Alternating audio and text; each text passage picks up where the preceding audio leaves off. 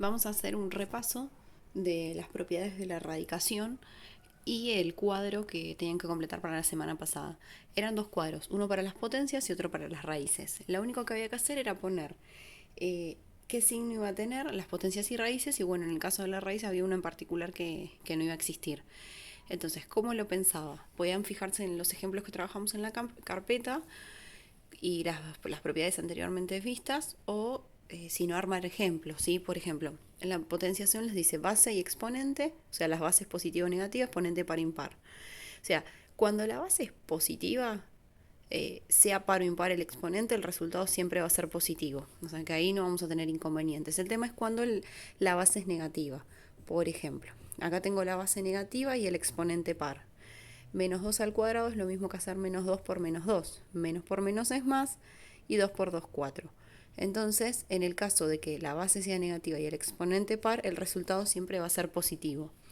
Ahora, si la base es negativa, pero el exponente es impar, va a pasar lo siguiente. O sea, yo voy a hacer la cadena de multiplicación 3 veces, ¿sí? Si yo hago 2 por 2, 4, por 2, 8, menos por menos más y más por menos menos. O sea que si es impar, el resultado siempre va a ser negativo, ¿sí? O sea que dependiendo de los números que aparezcan como exponente, va a variar el resultado. Siempre las de la potencia, o sea, van a tener solución. El tema es con la radicación. Bueno, acá en la primera parte, ¿no? Si el radicando es positivo, y el índice es par o impar, no varía, siempre va a ser positivo el resultado. El tema nuestro es cuando es negativo y el índice varía de par o impar. Por ejemplo, acá tengo un radicando, podemos poner la raíz cuadrada de menos 81. Este sería radicando negativo, índice par, y en este caso radicando negativo, pero con un índice impar.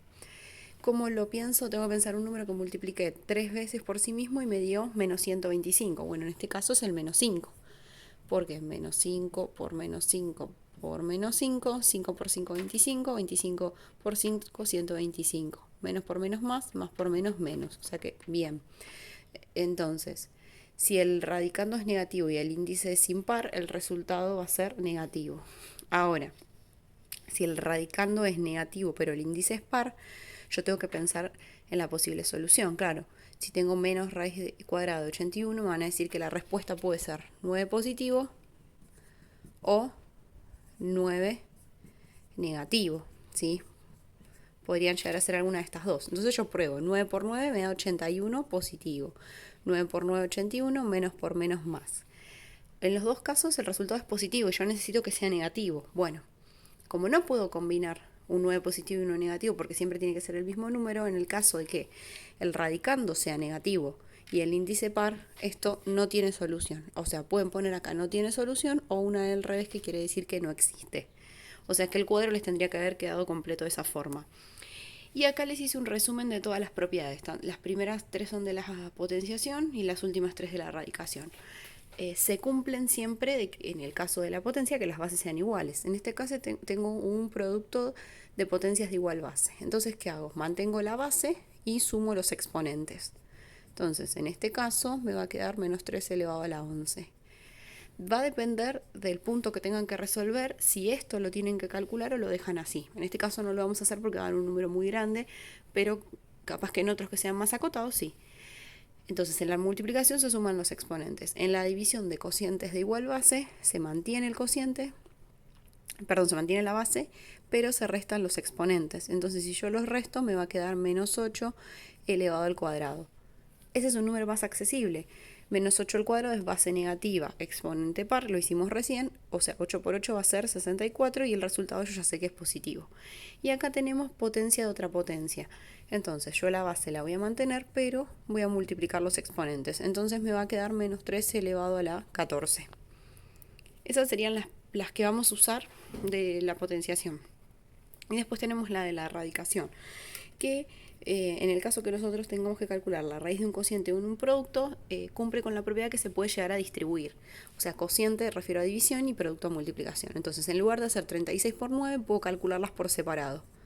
Raíz cuadrada de 36, raíz cuadrada de 9, la de 36 es 6, la de 9 es 3 y después hago el producto. 6 por 3, 18. Entonces 18 es el resultado final. Si nosotros hacíamos 36 por 9, nos va a dar un número bastante elevado, calculábamos la raíz, también íbamos a obtener 18. El tema es que si hay que aplicar propiedad, lo tienen que hacer de esta manera. Y en este caso también es lo mismo. Tengo la raíz cúbica, entonces voy a distribuir la raíz cúbica para cada número. Solamente uno se va a llevar el signo negativo, que es el 512, el otro no. Y ahora hago la raíz cúbica de menos 512 y por otro lado la raíz cúbica de 8. La de menos 512 es menos 8 y la de 8 es 2. Y ahora hago la división, menos 8 dividido 2, menos 4. O sea que ese sería el resultado final, ¿sí? Y una última propiedad de la radicación es raíz de otra raíz, ¿sí? Como en el de la potenciación, que es potencia de otra potencia, acá es raíz de otra raíz. En este caso lo que se va a hacer es multiplicar los índices de cada uno y después con el índice nuevo que me queda voy a calcular la raíz del número. Entonces, mi índice acá es 2, que no está escrito, pero ya sabemos que está, y 3. Entonces, 2 por 3 y 64 dentro. Si hago 2 por 3 me va a dar 6. Entonces, la raíz sexta es 64. Pienso, ¿qué número multiplico 6 veces por sí mismo para que me dé 64? El 2. Entonces sería el resultado final. Es un resumen de lo de la clase de la semana pasada por si hay algo que no se haya entendido.